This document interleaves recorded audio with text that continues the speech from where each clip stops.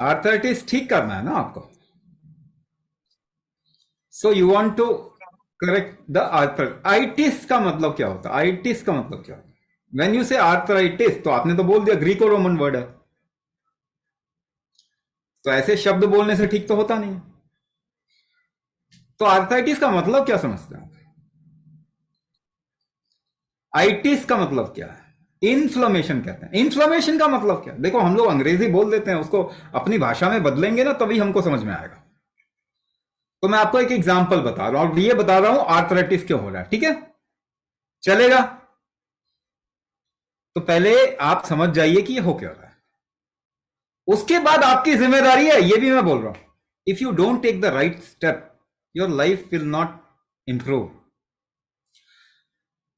Itis का मतलब inflammation. Inflammation का मतलब क्या होता है? ज्वलनशीलता, जलन। इन्फ्लेमेशन का मतलब क्या होता है? जलन। जैसे आप हाथ में खरोंच लगा लो, नाखून से जोर से थोड़ा खरोंच कर दो, जलन होगा ना यहां पे। वो इन्फ्लेमेशन है। अच्छा, इन्फ्लेमेशन ठीक करना है तो क्या करना पड़ेगा? इन्फ्लेमेशन ठीक करना है तो क्या करना पड़ेगा? थोड़ा घी लगा लो वहां पे, थोड़ा उसको ठंडा कर दो, इन्फ्लेमेशन चला जाएगा। सबसे आसान तरीका क्या है? थोड़ा घी लगा लो, चला जाएगा। या फिर थोड़ा आइस पैक लगा लो तो भी चला जाएगा। मगर आपको तो आइस पैक अवेलेबल है, शरीर को तो अवेलेबल नहीं है आइस पैक। तो इन्फ्लेमेशन बॉडी के अंदर क्यों हो रहा है, यह हमको समझना पड़ेगा। और शरीर कर क्या रहा है उसके लिए, इन्फ्लेमेशन क्यों हो रहा है। तो इन्फ्लेमेशन होने का पहला कारण, आप अपने शरीर में जैसे बताया मैंने, खरोंच लगा लो तो जलन होता है, मगर केमिकल रगड़ लो कोई तो भी जलन होगा। तो क्या आप अपने शरीर के अंदर केमिकल डाल रहे हैं? हाँ जी, बिल्कुल डाल रहे हैं, बचपन से डाल रहे हैं, 2 किलो के थे तब से डाल रहे हैं। हाँ या ना? आपका शरीर डिजाइन तो नहीं हुआ उसके लिए, आपका शरीर डिजाइन तो नहीं हुआ वो केमिकल के लिए, मगर आप डाल रहे हैं क्योंकि आपको लगता है कि इससे आप ठीक होंगे। मगर 100 साल में बता दीजिए, ह्यूमैनिटी की हेल्थ अच्छी हुई है खराब हुई है? और दवाई से ठीक कौन हुआ? तो पेट्रोल की गाड़ी में डीजल डालना आपका आइडिया हो सकता है, मगर उससे गाड़ी खराब ही होगी, ठीक तो होगी नहीं। तो एक आइडिया के चक्कर में उसको मार्केट करके, उसका नैरेटिव बना के, उसको साइंस बोल बोल के पूरी ह्यूमैनिटी को बर्बाद कर दिया गया। आप लोग भारतीय हैं ना, आप लोग समझदार लोग हैं। प्रॉब्लम यह है कि थोड़ा पढ़ लिख गए, पढ़े लिखे लोग समझदार नहीं होते। मगर विजडम तो सबको जन्म से ही मिला हुआ, समझदारी तो सबको जन्म से ही है कि नहीं है? किसको क्या खाना, क्या पीना, कैसे जीना, कैसे हेल्दी रहना, कौन से जानवर को कौन सी कॉलेज में सिखाया जाता है? सबको जन्म से ही पता है कि अपने आप को हेल्दी कैसे रखना। केवल माइंड डिविएट कर दिया कुछ कुछ कुछ कुछ पढ़ के। Otherwise you all know how to remain healthy, आप सभी जानते ही। तो केमिकल डालेंगे तो सबसे पहले इंफ्लेमेशन किसको होगा? आपके गट को, आपके पेट को और आपके लीवर को। तो गट का माइक्रोबायोटा खराब हो गया, यानी गट में डाइजेशन, एब्जॉर्प्शन, एसिमिलेशन, पेट में, आंतों में जो होना चाहिए था वो नहीं हो पा रहा। दूसरा, लिवर को आप इन्फ्लेमेशन कर रहे हो, ज्वलनशीलता पैदा कर रहे हो लिवर में। वो लिवर बेचारा करेगा क्या जलन को कम करने के लिए? ठंडा तो कर नहीं सकता अपने आप को, मगर फैट डिपॉजिट कर सकता है, यानी घी लगा सकता है अपने आप को। तो बेचारा घी लगा रहा है, फैटी लीवर कह के उसको भी खराब बोल रहे हैं। वो अपने को ठीक करने के लिए, इन्फ्लेमेशन को ठीक करने के लिए बॉडी के अंदर शरीर क्या क्रिएट करता है? क्रिएट करता है कॉर्टिसोल, एक हार्मोन है जो कि इन्फ्लेमेशन, आइटिस को खत्म करे। मगर वो बनेगा किससे? कोलेस्ट्रॉल, ट्राइग्लिसराइड से बनेगा। मगर हम तो वो भी नहीं बनने देंगे ना, क्योंकि घी नहीं खाना आपको, तेल नहीं खाना आपको, नहीं खाना ना। यही पिछले 20-25 साल में आप सुन रहे हैं ना। और कोलेस्ट्रॉल, ट्राइग्लिसराइड बढ़ेगा जैसे ही, क्योंकि टेस्ट हो रहे हैं, तो वो आप स्टैटिन खा के कम कर दो। ठीक है, जरा सुनिए। उल्टी होती है, उल्टी बंद कर देते हैं। दस्त होता है, लूज मोशन होता है, लूज मोशन बंद कर देते हैं। आपने कितना हीरे जवाहरात इकट्ठे कर रखे हैं अपने शरीर में कि लूज मोशन को बंद कर रखना है क्या अपने घर में? बुखार आता है, बुखार कम कर देते हैं। कोरोना को मारने के लिए, इन्फेक्शन को मारने के लिए बुखार आता है आपके शरीर में। इससे आपका कोरोना मर जाएगा, वायरल इन्फेक्शन मर जाएगा, बैक्टीरियल इन्फेक्शन मर जाएगा, मगर वो भी नहीं मारने देंगे।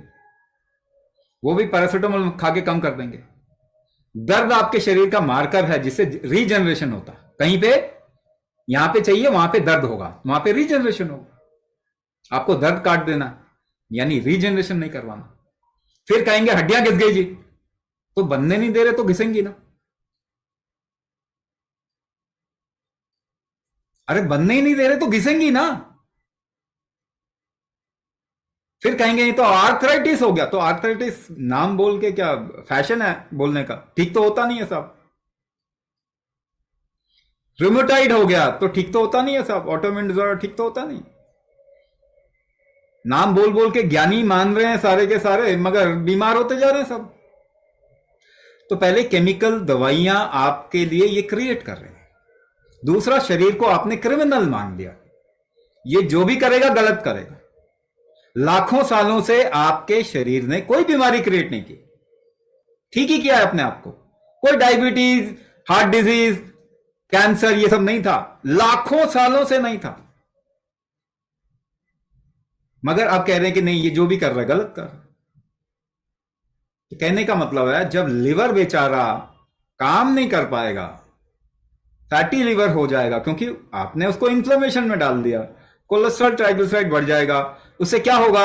आपके शरीर में कोई भी मेटाबॉलिक सिस्टम जो होगा वो डाउन होगा आपका, और इम्यून सिस्टम अप होगा, क्योंकि खतरा हो गया। शरीर में खतरा है,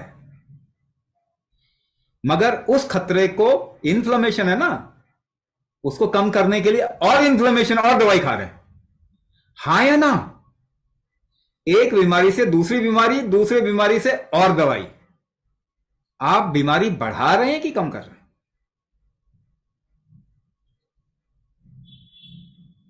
अब सवाल यह है कि आज तो दवाई नहीं छोड़ सकते साहब। ऑब्वियसली आपने अगर दारू पीना शुरू किया, सिगरेट पीना शुरू किया, तो 2-3 साल के बाद आप छोड़ पाएंगे। और दवाइयां तो आप बचपन से खा रहे हो, तो आप तो एडिक्ट हो, तो एकदम से तो छोड़ भी नहीं सकते। फिर क्या करना पड़ेगा?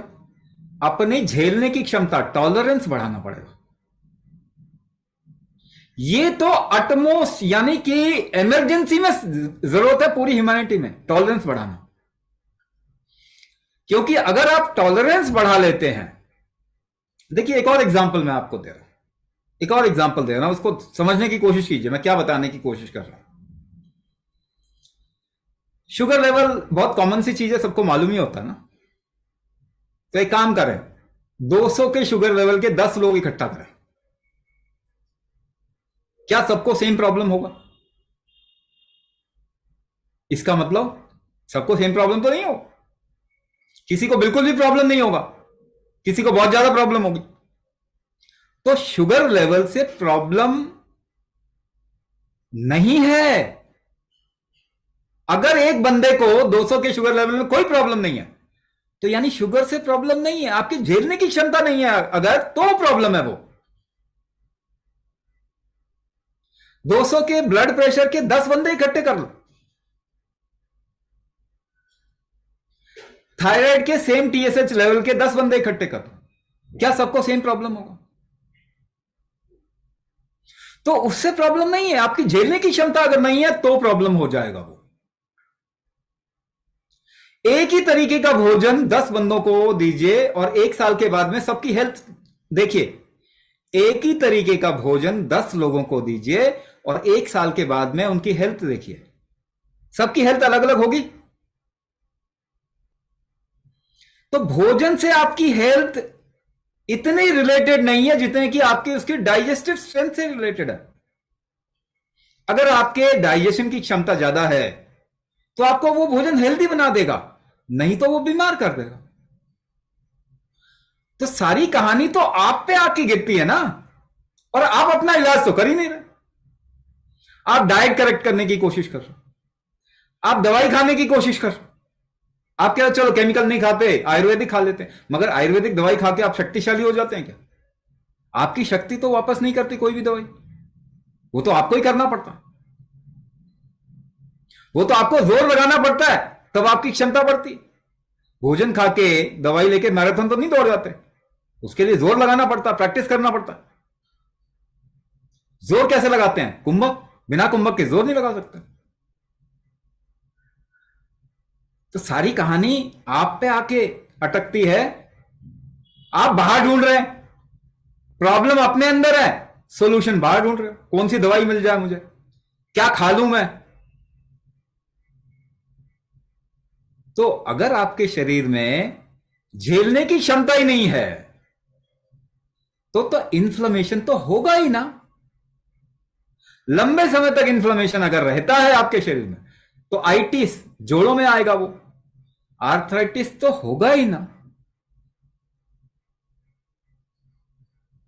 फिर लास्ट में कहानी वही आ जाए, घुटने बदलवा लो, कमर बदलवा लो, ऑपरेशन करवा लो, मगर वो तो इलाज नहीं है। उससे आपकी शक्तियां तो वापस, उसकी लाइफ तो अच्छी होगी नहीं आपकी। आपकी लाइफ तो आपके बल, आपकी स्ट्रेंथ से होती है ना, और स्ट्रेंथ जो है वो कुंभक से आता। तो ये सबको समझ में आता है, मगर देखना पड़ेगा उस तरफ में। आप कहानी सारी जगह वही बोली जा रही है, क्योंकि डॉक्टर वही बोल रहे हैं, आपका गूगल वही बोल रहा है, आपका यूट्यूब वही बोल रहा है, लोग वही पढ़ रहे हैं, वही बोल रहे हैं, आप अटके हुए हैं उसी में। मगर आप ज्यादा समझदार हैं, मैं ये बताने की कोशिश कर रहा हूं।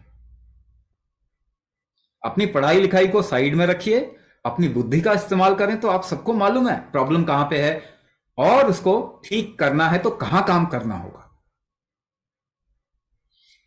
ये शरीर मैजिक है, इसको क्रिमिनल ना बनाएं, इसके बलों को वापस कर दें, इसके मेटाबॉलिज्म को वापस स्ट्रांग करें, कार्य क्षमता को बढ़ाना है। इन सबका मतलब क्या होता है? कुंभक कैपेसिटी बढ़ानी है आपकी। ये बढ़ाएंगे आपकी लाइफ बदल जाएगी, ये नहीं बढ़ाएंगे आप कुछ भी करते रहेंगे, दुनिया घूम के आ जाओ, आपकी बीमारी का इलाज नहीं मिलेगा। और इलाज कहां है? यहीं पे है, आपके पास ही है। तो इस बात को समझिए, आप लोग समझदार लोग हैं, क्योंकि आप लोग भारतीय हैं, इस देश में पैदा हुआ, आपके पूर्वज बहुत समझदार थे। तो कहां काम करना है, इससे आपकी ही लाइफ अच्छी होनी है। कुछ भी मान के, कुछ भी करके ना, आपके शरीर के खराब अगर वो हो जाएगा, उसकी जिम्मेदारी कोई भी नहीं लेने वाला, कोई भी नहीं लेने वाला। ना डॉक्टर, ना सरकार, ना दवाई कंपनी, ना अमेरिका बहादुर जिसको रोज आप दवाई देते हो अपने ऊपर हुक्म चलाने के लिए। फार्मा मेजर, बिग फार्मा तो वही है ना, तो आप तो कट देते हो, जब भी दवाई खरीदते हो कट जाता है। तो आप क्या कर रहे हो? किसी का धंधा चलाने के लिए अपने को खराब करना कोई समझदारी वाली बात तो नहीं है। किसी का धंधा चलाने के लिए अपने शरीर को खराब करना कोई समझदारी वाली बात तो नहीं होती ना। तो इसको ठीक कैसे करना है? क्योंकि आपका शरीर जानता है इसको ठीक कैसे किया जाता है। उसके वो बल, वो स्ट्रेंथ अगर आप वापस दे देंगे, वो रिकवरी का स्ट्रेंथ, वो रीजनरेशन का स्ट्रेंथ, तो ये ठीक हो जाएगा। टाइम अलग अलग लग सकता है सभी को, मगर उस सुरंग में घुसना चाहिए जिसके अंत में लाइट है, उस सुरंग में नहीं जहां पे लाइट ही नहीं है, बंद है। जो अभी आप वैसे सुरंग में घुस रहे हैं जहां बंद है। डॉक्टर आपको बोलते हैं कि ये ठीक नहीं होगा और दवाई देते हैं, फिर भी आप दवाई खाते हैं।